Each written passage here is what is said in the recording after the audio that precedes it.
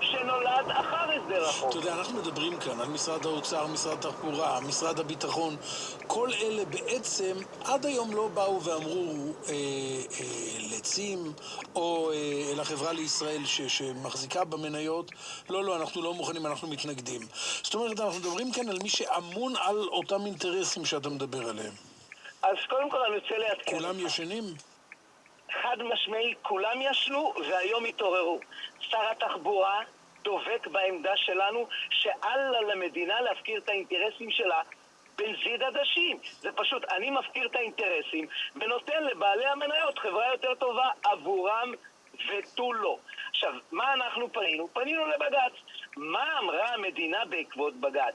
קיבלה כמעט את הטענה שלנו. באה המדינה ואמרה, רק לממשלת ישראל נתונה הסמכות לוותר על מניית הזהב. שאולמד, אנחנו עתרנו, ופתאום אי אפשר לוותר בכזו קלות על מניית הזהב. ממשלת ישראל, ככל שתרצה ותחשוב שיש צורך לוותר על מניית הזהב, תקבל החלטה עם כל האחריות המשתמעת מזה, וכבר עשינו משהו.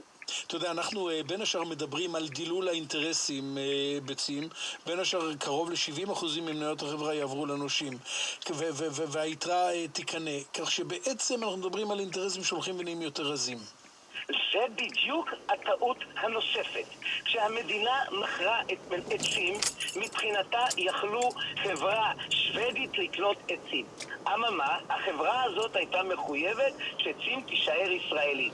בדיוק כמו שעשו האמריקאים. האמריקאים מכרו את סילנד, מרס, חברה שוודית, קנתה את סילנד, אבל כל האוניות שהיא קנתה כפופות לחוקים האמריקאים.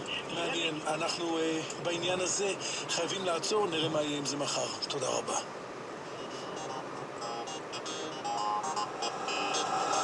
התוכנית הכלכלית. התוכנית הכלכלית, כעת אנחנו עם רואה החשבון בנצי דנציגר. שלטונות מס הכנסה הודיעו לאחרונה על מתן דחייה במועד הגשת הדוחות האישיים לשנת 2013 לכל מי שכמובן חייב בהגשת דוחות שכאלה. על פי ההודעה, שמי שאינו חייב בהגשת דוח מקוון, כלומר דוח שיש לשדר באמצעות האינטרנט, כל אלה יוכלו להגיש את הדוח האישי שלהם עד לסוף חודש מאי הקרוב. מי שחייב בהגשת דוח מקוון יוכל לעשות זאת עד לסוף חודש יוני. זו בהחלט אורחה מבורכת שתאפשר לכולם להגיש את הדוח שלהם בנחת ובלי לחץ, מה גם שעד היום טרם הגיעו חלק מהאישורים השנתיים הנדרשים לשם הגשת הדוחות. בהקשר לכך ברצוני לומר שני דברים. ראשית, המועדים שזה עתה ציינתי מתייחסים רק לאלה שחייבים בהגשת דוחות, אבל הם אינם מיוצגים על ידי רואה חשבון או יועץ מס, שכן מי שמיוצג על ידי איש מקצוע רשאי להגיש את הדוח שלו גם בהמשך השנה עד חודש נובמבר. הכל תלוי כמובן בארכות האוטומטיות האם זכאי או לא זכאי המשרד שמייצג אותו. שנית, כל מי שמגיש דוח בעצמו חשוב שיהיה ער לכך שיש לדווח בדוח גם על הכנסות שאינן חייבות במס, כלומר הכנסות פטורות ממס, כמו לעתים הכנסה משכר דירה, קבלת פיצויי פיטורין ועוד. כמו כן צריך, אבל גם כדאי, לכלול בדוח את האישורים השנתיים שמקבל מרבית הציבור מהבנקים, ואשר כוללים את הרווחים או ההפסדים שהיו לכל אדם בשנה שחלפה בשוק ההון. שכן אם היו לכם רווחים, הרי שהבנק כבר ניקה מכם מס במקור ואתם לא צפויים לתוספת מס.